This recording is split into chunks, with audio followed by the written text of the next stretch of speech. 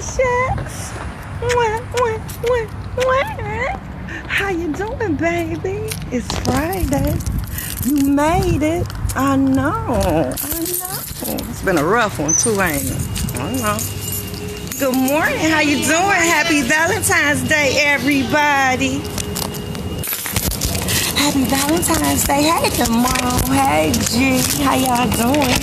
You know what? I'm gonna bring y'all with me because I had a family meeting yesterday, guys. But let me go back. Attitude adjustment still has openings for the boys jail tour this month, and that is on the 28th. The girls jail tour will be in March. We're not doing a girls tour this month, okay? If you would like to enroll your child, we service boys 12 to 17, and we service girls 11 to 18. You can give me a call at 313-586-2240, okay? I'm gonna repeat it again before the video ends, so don't fret, okay? So that's that. But guys, I had a meeting yesterday with a family, right? Now, I was excited. Let me tell you why I was excited. Because when they called me, I found out, hey, Brandon. I miss my Brandon. I miss you, Brandon. Now, when I talked to them at first, I got a little excited because I found out that they were still married, the couple that called about the program. That's rare. I actually pride this program on the fact of I have never serviced a child that has come from the product of a married couple where both parents were their biological parents. I know, isn't that crazy? Now, I've had them call and inquire, but they never really had to use the program. And I'm gonna be honest, I think that got a lot to do with them being the biological parents and still being married. So I was a little shocked when I got a call from a mom inquiring about the program, and then to find out that they were still married, still together. So I got a little curious, like, well, wait a minute. Are you about to throw my whole statistic off, my whole study that I've done on the fact that children are better off with two biological parents that's still married, the product of both of them raising them equally? Yeah, I know.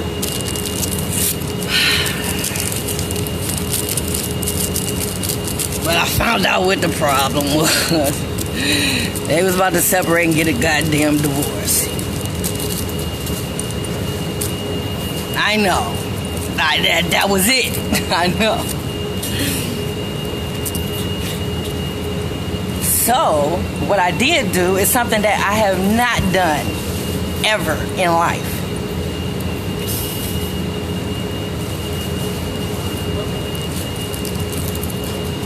That's nasty this morning. We created a safety plan for the baby. I know.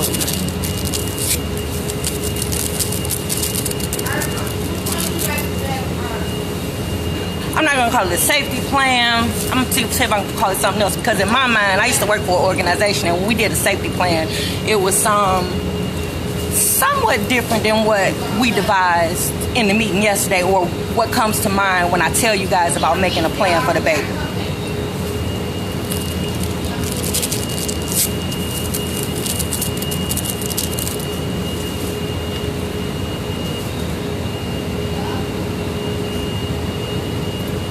I know. It was the first time, because y'all know, y'all hear me talking about it when I tell y'all about the co-parenting workshops, when I tell you how important it is for you guys to make a plan as you making a plan about exiting the marriage, how important it is to make a plan for that baby. Because we don't think about the baby. We don't never think about the children. Never. I don't care what you say. We can debate all day long. When we break up, the last thing we thinking about is the baby. You can say what you want to say. You can say what you want to say. That'd be the last thing we think of is the baby. And that should be the first person that we put. That should be the first thing. I know. That should be the first thing. The first and only thing that you think about is that baby. But, yeah, yesterday after the conversation, they came to the family meeting. And it was a pretty decent meeting, but we did get to the bottom of a lot of things, and one of them is mainly because of the separation. That I think the baby took a toll on the kids, and that's another thing. I don't think we be realizing the toll that it take on these kids, because they see it all, they hear it all. They in that house with you, they know what's going on, they hear you talking, because we definitely don't think before we speak in most cases, and we definitely don't look around to see if the babies is even around before we even start talking. So they hear everything, they know everything that's going on between you and their daddy or their mama. Yeah, baby, this right here in the rest on pump 4. Same to you, baby. Y'all have a good day.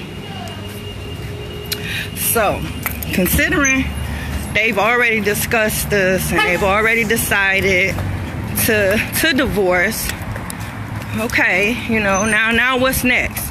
So we were able to create somewhat of at least a start of a plan on how that baby would still be cared for during the separation and ultimately the divorce. I know. Doesn't that sound so mature? Don't that sound so grown up that y'all... Wait, hold on. Don't that sound so mature and grown up that y'all able to come up today? Well, I'm going to give them the props because I can't speak for nobody else. But that they were able to come up with that and agree with me that was the best thing to do for the baby. So I'm going to be honest with you.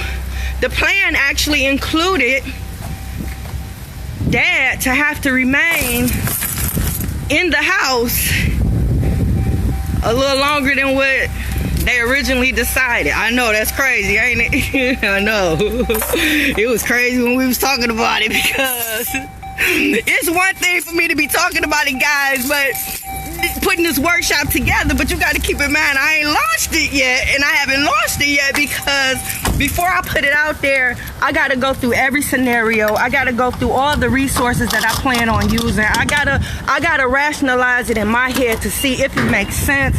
How would I feel? I got to look at it from different points of view so I can make sure I cover everything. So this ain't been tested.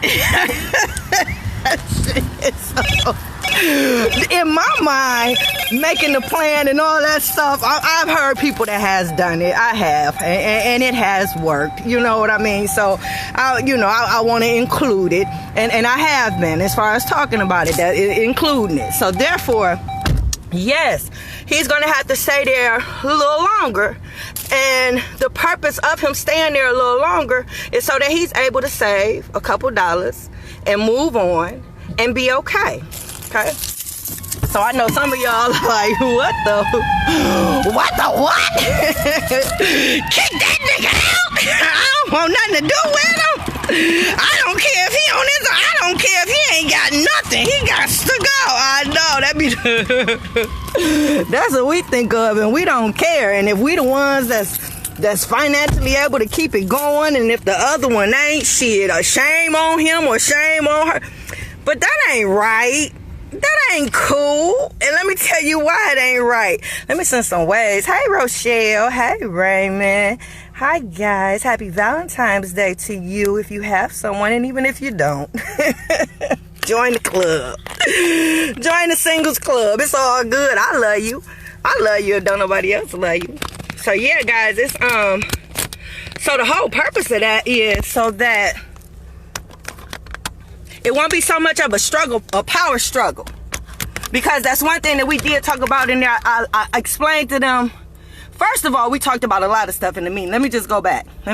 Because one thing that we were able to identify in the family meeting is how powerful your words are. The things that you say in front of your kids that you really don't think they be paying attention to or be listening to. The negative comments that you make towards the other make. Even no matter how subtle they are. The comments that you make, kids pay attention. I'm going to tell you how they pay attention.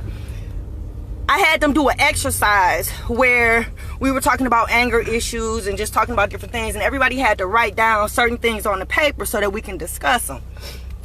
Lord and behold, I usually have everybody say what's on their list and go down their list. But for some reason, because of the things that we talked about and the nature of the conversation that we had, as far as some of the things that Mom was doing, And part of it was talking about the dad, you know, belittling him, demeaning him, his character. Now, this is a good man. This is a good dad. You know what I mean? But the fact that she mad at him, of course, that'd be the first thing. Just you know, nitpicking and talking, demeaning his character. So, of course, the son was acting funny towards the dad. You know, this invisible beef is what I call it. It'd be an invisible beef. And it's an invisible beef because chances are the child ain't got no beef with that parent. It's the other parent that got the beef with the other parent, you know. So Lord and behold, before I told them, the mom and the son, to recite the things that they wrote on their paper, I just asked them to turn it over.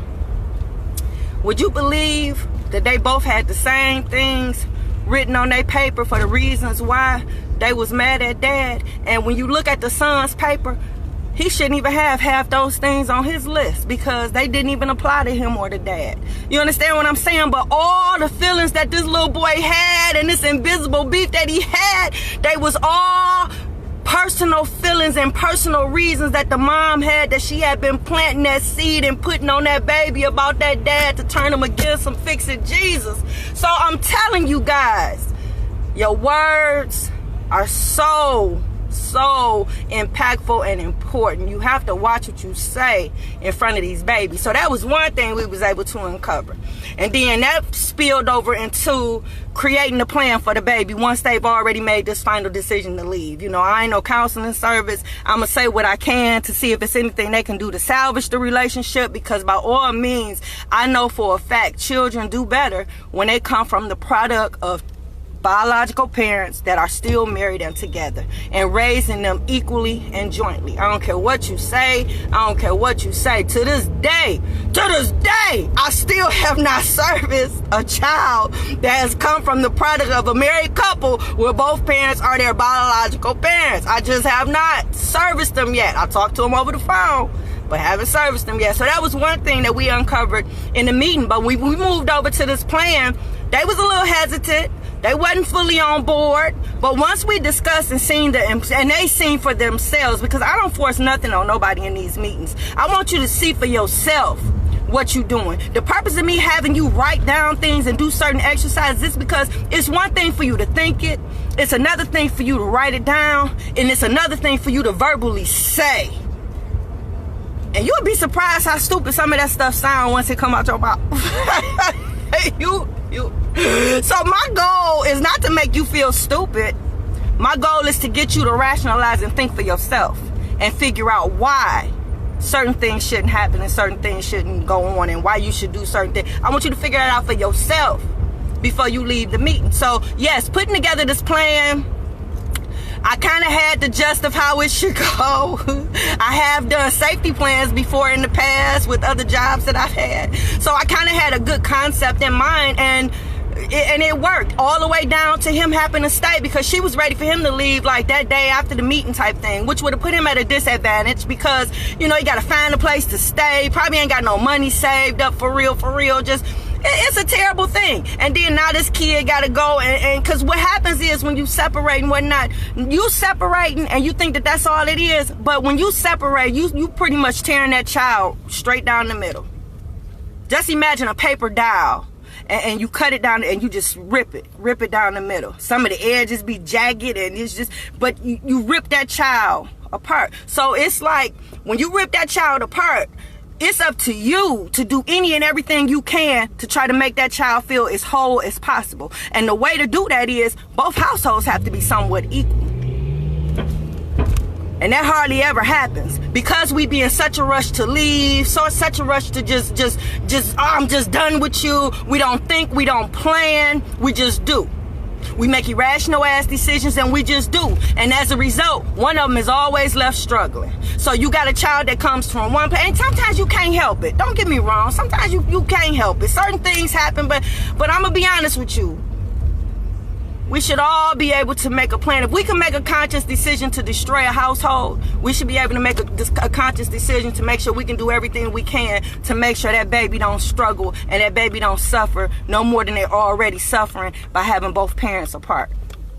So So I know I said a whole bunch of stuff. I probably didn't even resolve nothing, guys, and that's just how I went today. But just know yesterday I did have a meeting with a married couple, but gosh darn it, they're not gonna be married for long, unfortunately. We did create a plan, and I think it's gonna work if both of them stick to the plan. It's gonna work all the way down to, like I said, they decided to actually stay in the house a few more months more than what they had decided, and which is gonna help him be able to move out on a good foot to where he's able to still maintain some type of living structure equivalent to what they had when they were together. That way that child ain't missing too much when they go to mom's house or when they go to dad's house. Because remember what I told y'all yesterday, parenting is not a competition, it's a team sport. Yes, it is. But that's it, guys. I hope I did conclude everything I started off with. It's Friday. If you want to enroll your child in attitude adjustment, give me a call at 313-586-2240. We are located at 1400 Grand River, right there where Foreman Mills is, boo. You can't miss it. So if you want to make an appointment, give me a call. I'll talk to you later, guys. Have a good day. Mwah.